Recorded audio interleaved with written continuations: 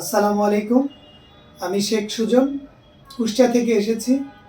আমার মেয়ে হাঁটতে পারতো না, অ্যাবনর্মালভাবে তার জন্মগ্রহণ হয়েছিল।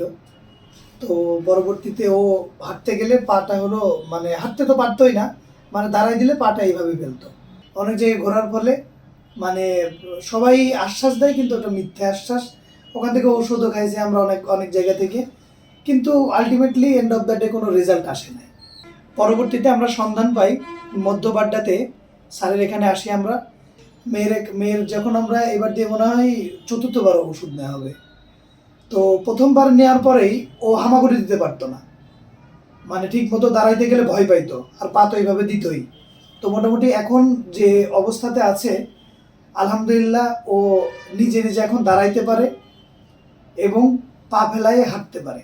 পাটা সুন্দরভাবে এখন সোজাভাবেই দেয়, এবং ওর ইচ্ছে শক্তি ও মুখ দিয়ে বলে যে আব্বু আমি হাঁটবো, আম্মু আমি হাঁটবো, চলো হাঁটি হাঁটি করি। তো এই বিষয়গুলো আগে করতো না। তো আর মানসিক পরিবর্তন যদি বলি, মানে সেটা মানে চোখে পড়ার মতো।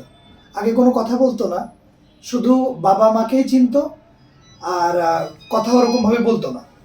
তো এখন মোটামুটি কোনটা বাবা, কোনটা দাদা, কোনটা দাদি সব তো চিনেই। ইভেন ওর কোনটা প্রয়োজন, ওর কোনটাতে রাগ হচ্ছে, এটাও প্রকাশ করে, যেটা আগে আসলে ছিল না।